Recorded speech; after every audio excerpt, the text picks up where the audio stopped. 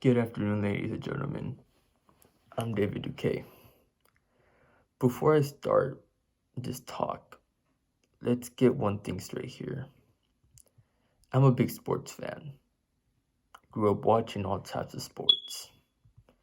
It was a nice, innocent pleasure of mine, as it is for most people. But such a pleasure turned out not to be so innocent. One day I was bored out of my mind, so bored that, like any other decent human being, I got on Netflix.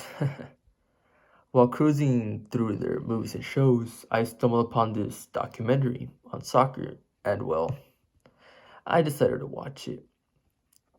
At the end of it, though, I was appalled by what I've discovered. It was bad, it was horrible. All the ugliness that a sporting event and what they're able to attract just didn't seem true to me. Well, when you watch a sport, whether it's football, basketball, soccer, whatever, what do you see? Whether it's at a stadium or through a TV screen, it's it's most likely two teams playing against each other, being competitive and having fun. But we don't really see what's going on beyond that. As some of you might know, the sports entertainment business is highly profitable, which generates billions upon billions of dollars. Now, this isn't going to be a talk about why I think athletes or anyone in that business are overpaid, but instead it's going to be a talk about those with power and those outside organizations that do the unthinkable to get what they want. Now, what could be so bad and appalling that the result of a sporting event has done to make me want to talk about it and share it with you guys? I'll tell you what, human trafficking and the abusive working environments that people are put through. For example, FIFA is a billion-dollar organization that controls the sports worldwide. Every 4 years, they have a World Cup hosted by a country in which national teams compete and they generate billions of dollars. To prepare for a World Cup, a major tournament, they have to build stadiums, remodel streets, offer jobs, and hire workers. One would think that hiring workers would be a good thing, but no, it's actually quite the contrary.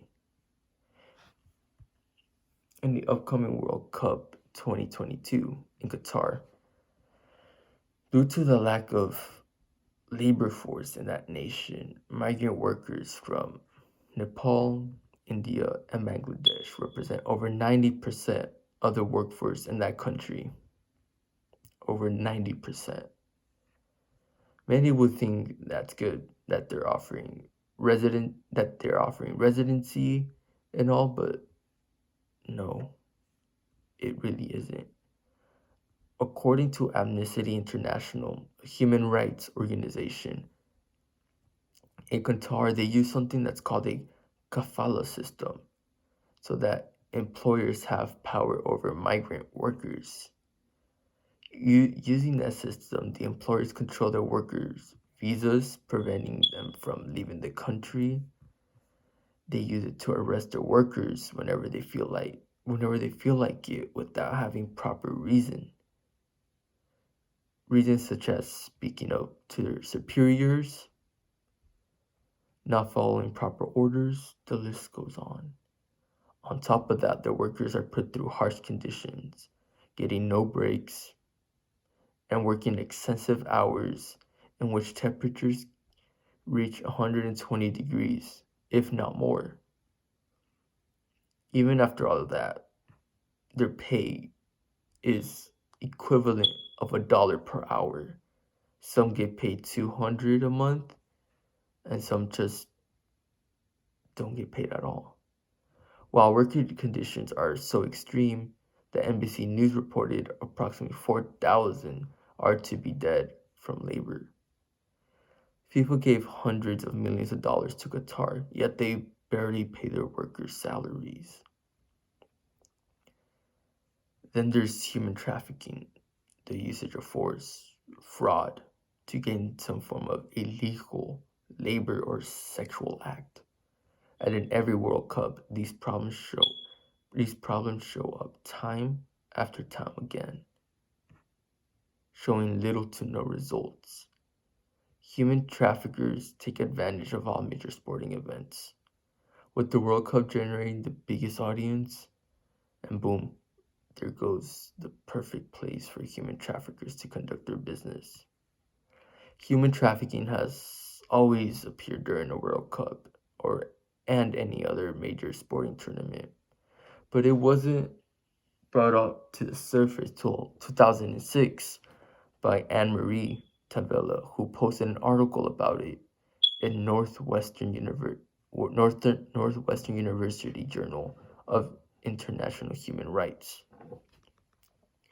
Approximately 40,000 women and children were exploited in that tournament, with that number to keep on increasing and increasing as each major tournament passes.